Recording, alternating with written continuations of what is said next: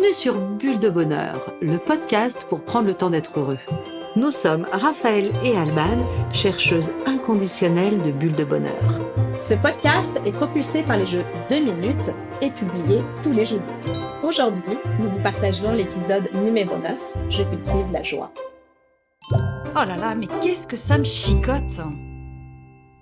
Quand je vis un moment intense de joie, je me sens pousser des ailes. Je suis comme remplie d'un flux énergisant qui me met en confiance et me donne envie d'avancer. En même temps, je suis réaliste. Je sais bien que ces moments-là sont reliés à des situations précises et que ce que j'éprouve en découle directement. La preuve, un lendemain de joie, je suis capable de vivre exactement l'inverse. Je doute, je me sens lourde, voire même privée de toute envie d'agir. Et là, ça me chicote. C'est quoi ce pouvoir incroyable que procure la joie et comment le cultiver? Les nouvelles recherches sur les effets des émotions ont montré que les émotions agréables, telles que la joie, traduisent un état de bien-être de la personne et qu'en plus, elles contribuent à son épanouissement. La joie fait partie des émotions de base, appelées aussi primaires. Primaires dans le sens où l'explique Paul Ekman. Paul Ekman est un psychologue américain considéré comme un des pionniers dans la recherche sur les émotions. Ces émotions primaires sont génétiquement préprogrammées et sont à l'origine de toutes les autres émotions.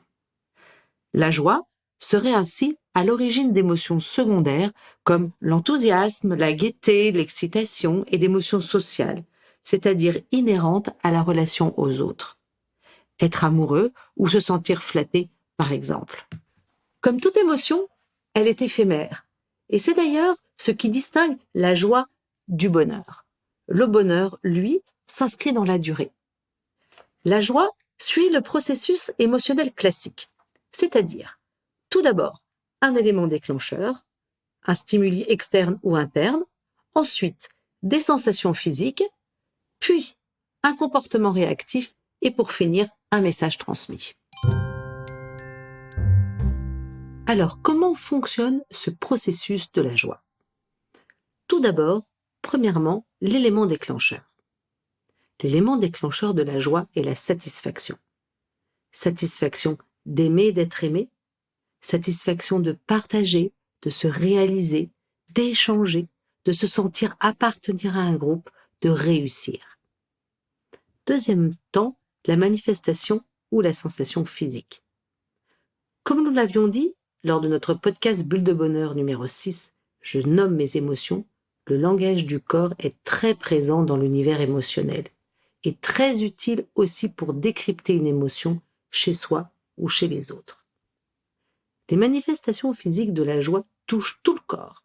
Le visage, avec le regard, le sourire, les sourcils, le thorax, les jambes, mais également le ton de la voix, souvent plus chaleureux, le débit des paroles, plus rapide, la peau, avec une carnation plus rosée, ou des sensations plus intérieures, comme des sensations de chaleur, de détente, voire même d'excitation.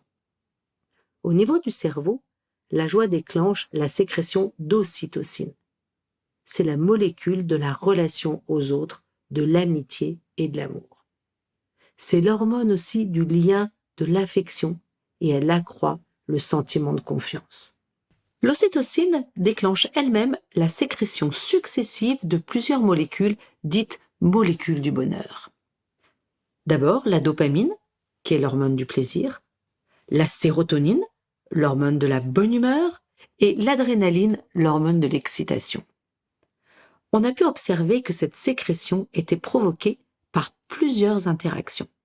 Tout d'abord, les interactions harmonieuses, mais aussi le plaisir partagé, ou alors un simple échange de regards, bien sûr, s'il est bienveillant. Et puis aussi toute stimulation sensorielle, comme des mots doux, une tétée, un contact tendre, des baisers, l'eau chaude aussi. La sécrétion aussi, elle peut être stimulée par des mots de gratification, et puis aussi l'exercice physique. À l'inverse, par contre, le stress bloque la sécrétion d'ocytocine. Les situations de compétitivité et de comparaison vont par exemple générer du stress.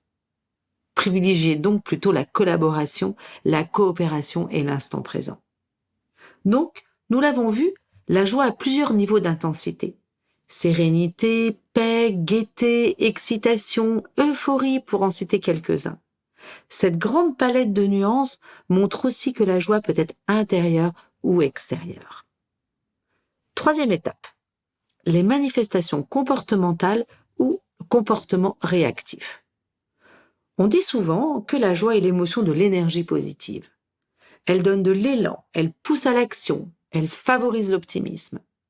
Elle dynamise, elle donne envie d'avancer aussi. Elle est donc souvent associée à la réalisation de soi et à la réussite. Et puis pour terminer, quel message? La joie nous transmet qu'un but est atteint, que quelque chose est réussi et, surtout pensez-y, qu'il est bon de le renouveler. Comme pour les autres émotions, la joie se manifestera avec une intensité différente selon les personnes. Chacun en fonction de sa culture, de son éducation ou de ses expériences de vie. Nos pensées influencent cependant directement le processus émotionnel. Les pensées, notamment celles qu'on peut appeler les fausses croyances ou les pensées automatiques, vont jouer un rôle important sur les stades 2 et 3 du processus émotionnel, soit au niveau des manifestations physiques et comportementales. Illustrons ce mécanisme par un exemple pratique. 1. L'événement. C'est un stimuli extérieur. J'apprends que je vais avoir une belle augmentation de salaire. 2. Les sensations physiques. J'ai les yeux qui pétillent, je sens le sourire se former sur mes lèvres, mes joues chauffent, une onde d'énergie m'envahit, j'ai envie de chanter et de rire. 3. Au niveau de mon comportement. J'appelle mon conjoint pour lui partager la bonne nouvelle, j'envoie un texto à ma meilleure amie, j'envisage la fin de la journée avec optimisme et enthousiasme et je termine mon dossier en cours avec une efficacité que je n'aurais même pas soupçonnée. 4. Le message transmis par mon cerveau, j'ai atteint un but et je suis reconnu. Alors, que va-t-il se passer si, au cours de ce processus, une pensée automatique viendrait déformer un peu cette réalité? Imaginons qu'enfant, j'ai appris que montrer sa joie devant les autres était un comportement inadapté. Aussitôt que la joie va m'envahir à la bonne nouvelle, cette croyance limitante me vient à l'esprit. Elle me limite dans mon envie de partager ma joie et mon élan d'énergie perd de sa force. Cette pensée automatique impacte donc directement mes sensations et mon comportement. À propos de fausses croyances, nous pourrions aussi évoquer l'idée encore souvent présente dans le monde du travail qu'être joyeux empêcherait d'être sérieux. Comme si la personne qui sourit, qui rit, envoyait le message qu'elle prend les choses à la légère, qu'elle manque de concentration, bref, qu'elle a un comportement qui n'est pas adapté à son univers professionnel. À l'inverse, nous pouvons aussi avoir appris que la colère ou la tristesse ne devaient pas être montrées. Il faut être joyeux. On fait donc semblant d'être heureux, car c'est ce qu'on attend de nous. Mais, vous l'aurez compris, les mécanismes émotionnels nous ont montré que la joie est spontanée, déclenchée par un événement précis. Donc, si elle peut être feinte en apparence, elle n'aura pas les effets énergisants et de bien-être que nous avons décrits plus haut. Allez, je change de regard. La joie est l'émotion à cultiver sans modération. Pour profiter pleinement de cette énergie nourricière que nous offre la joie, il est donc essentiel de savoir profiter de la joie. C'est-à-dire, une fois encore, être dans l'instant présent, se laisser envahir par ce sentiment de bien-être, de satisfaction devant le but atteint. Cela signifie mettre de côté, en ce moment précis, notre petite voix intérieure qui pourrait avoir la fâcheuse tendance de nous déconnecter de l'instant pour nous ramener dans le passé ou nous emmener dans l'avenir. C'est savoir aussi réfuter les fausses croyances que nous pourrions avoir. Il s'agit par conséquent de faire un arrêt sur image, être à 100% dans la réalité objective de l'instant. C'est-à-dire, tout d'abord d'accepter notre responsabilité dans la réussite d'un événement.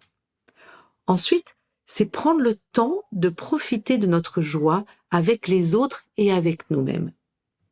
Et enfin, c'est se centrer sur le moment, en mettant de côté hier et aussi demain. Mettons ça en exemple.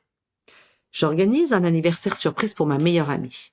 Et le jour J, tout se déroule parfaitement bien. Et mon amie est vraiment radieuse de bonheur. Elle est contente, heureuse.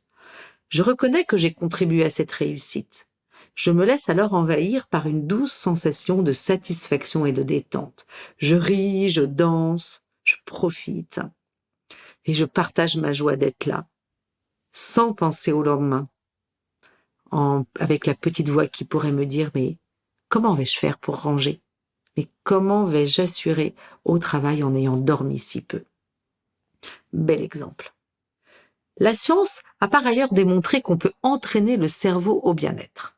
En effet, il s'agit d'activer la partie du cerveau, celle du cortex, le préfrontal gauche, et ainsi rire, évoquer un souvenir heureux ou encore méditer permet de faire réagir cette zone qui agit sur l'inhibition de l'amygdale, celle qui nous provoque le stress, et elle permet la libération des hormones du plaisir. Allons-y.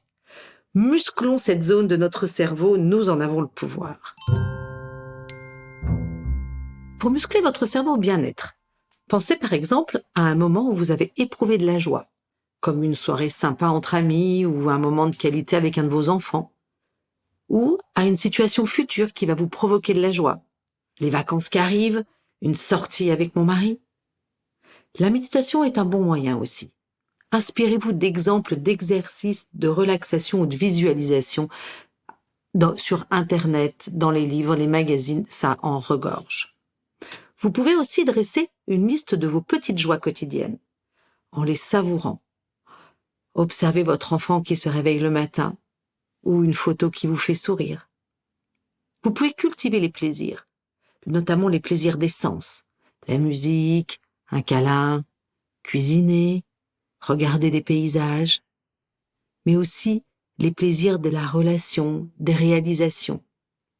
Tous ces exercices vont favoriser la sécrétion d'endorphines et vont permettre de réactiver des moments de joie. Ce sont des ressources précieuses, notamment en cas de moments un peu moins joyeux. Allez, devenez un jardinier de la joie. Plantez chaque joie vécue et entretenez-les. Plantez aussi des graines de joie à venir et regardez-les pousser. C'est merveilleux. Alors, en termes de bienfaits, nous l'avons dit, la joie active la sécrétion des hormones du bonheur. Elle fortifie et elle donne confiance en soi. La détente provoquée au niveau cérébral permet de voir plus clairement un problème et donc sa solution. Elle permet aussi d'être plus créatif, plus souple. Elle invite au partage aussi, car la joie est contagieuse, elle implique l'ouverture à soi et aux autres aussi. On la définit même comme un véritable aimant relationnel. Elle permet de vivre l'unité et la communion. En bref, la joie a un véritable impact sur notre santé, sur notre réflexion et sur la qualité de nos relations. Et c'est véritablement dans cet esprit que j'ai créé les jeux 2 minutes, justement pour ouvrir des espaces qui permettent de vivre des moments de joie. Et hop, je me lance. Si je résume. 1. La joie suit la même mécanique que les émotions. Un élément déclencheur, une manifestation physique, une manifestation de comportement et un message. 2. La joie est un aimant relationnel. 3. Je peux consommer la joie sans modération et la partager à volonté. 4. J'ai le pouvoir de créer quotidiennement de la joie pour moi et pour mon entourage. À vous de jouer, chers auditeurs. 2 minutes pour démarrer votre potager du bonheur. Commencez par planter 3 graines de joie vécues dans le passé. Prenez le temps de décrire ces situations, comme le lieu, le moment, les actions. Observez les effets qu'elles ont sur vous, puis plantez votre petite graine de joie d'aujourd'hui. Arrosez le tout et renouvelez l'expérience quotidiennement. Racontez-nous et partagez-nous la récolte de votre potager sur Facebook ou Insta @jeux2minutes. Avec Bulle de bonheur, prenez le temps d'être heureux. Merci pour votre écoute. Si vous avez aimé, dites-le nous avec 5 étoiles. Laissez vos commentaires et envoyez des bulles de bonheur à vos amis en partageant ce podcast. Inscrivez-vous à la newsletter en allant sur notre site jeuxdeminutes.com, GUX, 2 en chiffres, minutes avec un S, pour être notifié des prochains épisodes. Bulle de bonheur est propulsé par les jeux 2 minutes, 52 cartes pour prendre le temps d'être heureux.